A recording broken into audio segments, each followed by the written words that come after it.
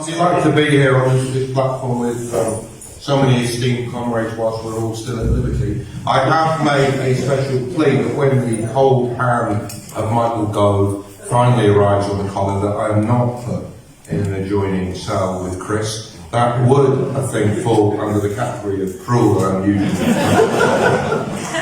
So listen, we are here tonight discussing the need to defend the right to protest. As we have heard, and as we will hear, the right to protest is being attacked from a variety of angles. There are a number of overlapping and cross-linked agendas, sometimes, perhaps most often, being pursued by the same actors. As Michael spoke about, an authoritarian right-wing government that is determined to push through a whole raft of repressive legislation.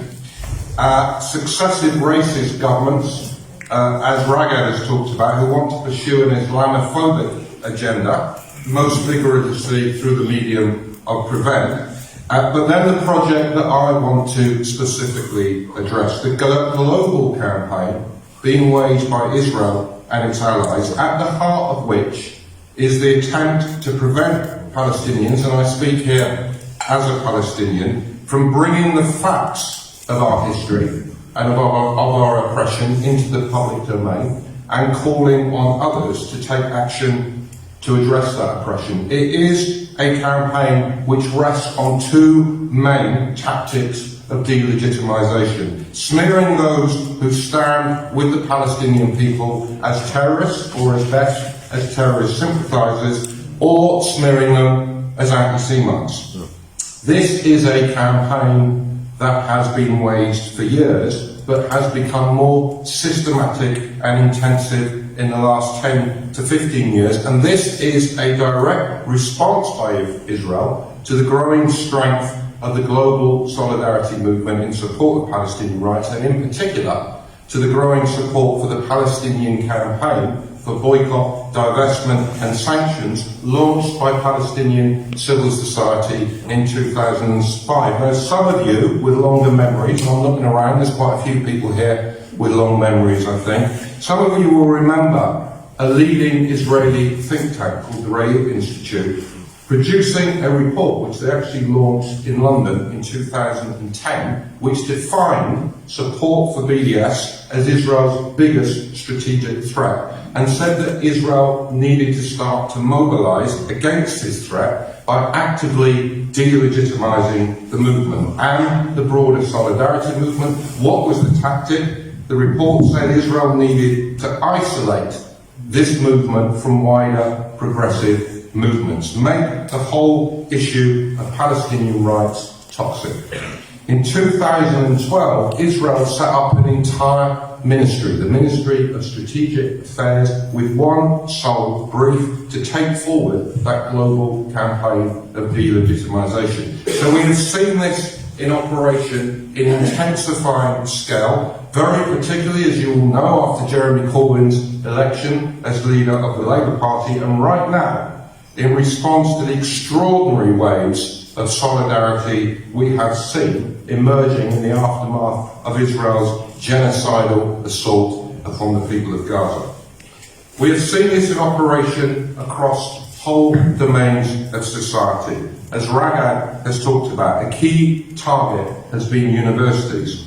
When the government, having adopted the IHRA definition of anti-Semitism in 2016, a definition which, as you all know, directly conflates anti-Semitism, the hatred of Jewish people, with legitimate criticism of Israel's oppression of the Palestinian people. They forced universities to adopt it by threatening to withdraw funding if they didn't.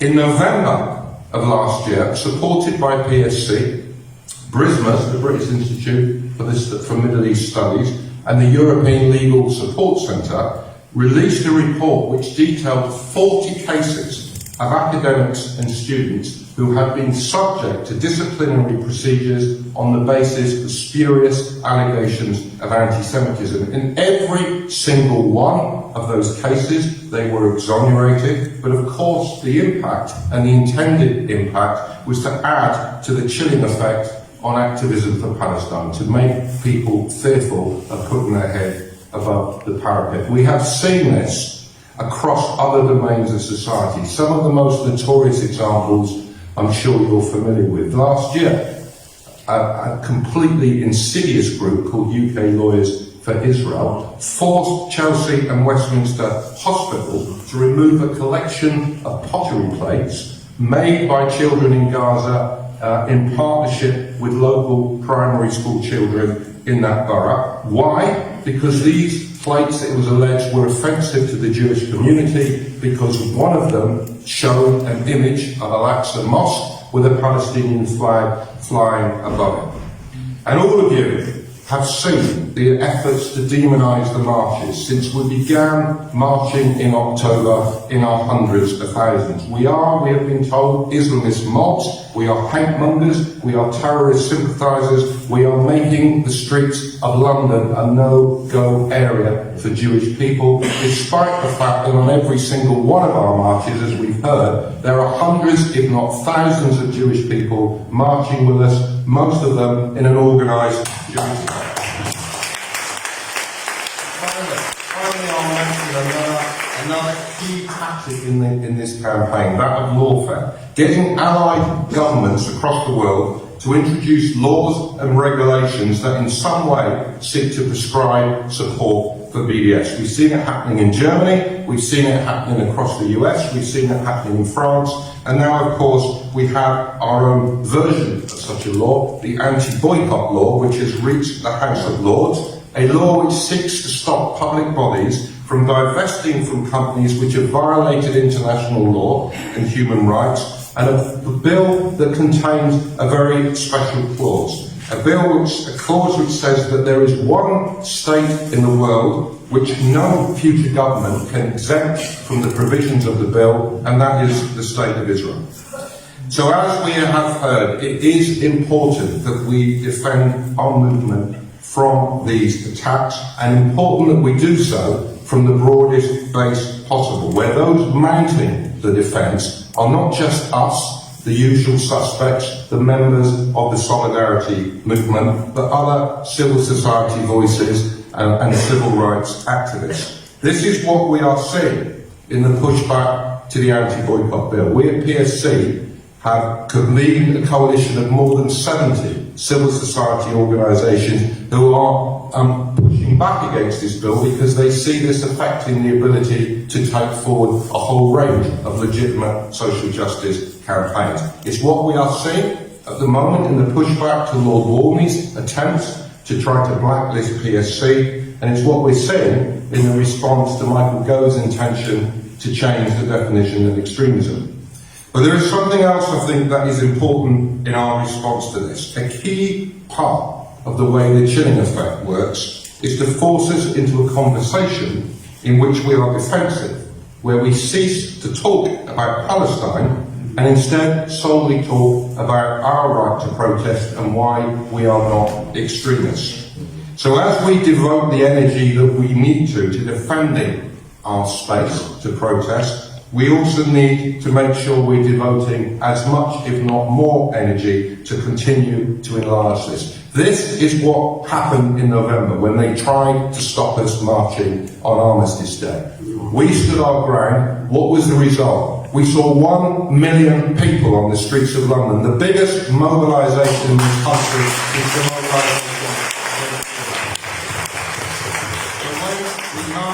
Protest and lobby and conduct boycott campaigns, we do not just do so to assert our right to protest, but to assert the reasons why we are protesting. And we know what those reasons are. We have all seen what the ICJ has now accepted as a plausible case of genocide, played out on our screens as it is live streamed around the world. Carnage on an industrial scale. We have all seen images which are seared on our consciousness and ought to be seared on the consciousness of every right-thinking person around the world. We all saw the body of 7-year-old Sidra blown out of her home by an Israeli missile with such force that she was left hanging like a piece of meat from a wall in Rafah. All of you have seen the images of members of the Palestinian Red Crescent searching through the rubble of destroyed homes for what parts they can find of dismembered children to put into a small bag so that they might be given to the parents so they have something to identify them, something to bury. And we march because we know that history did not begin on October the 7th, that this genocide is built on the foundations of 75 years of ethnic cleansing, of occupation and imposition upon all of the Palestinian people of a system of apartheid. So we will defend our right to protest, but we will also assert this, that we will never stop marching. We will never stop protesting. We will never stop boycotting until the ceasefire is called, until the occupation is ended, until apartheid is dismantled, until all of the Palestinian people, from the river to the sea, are finally free.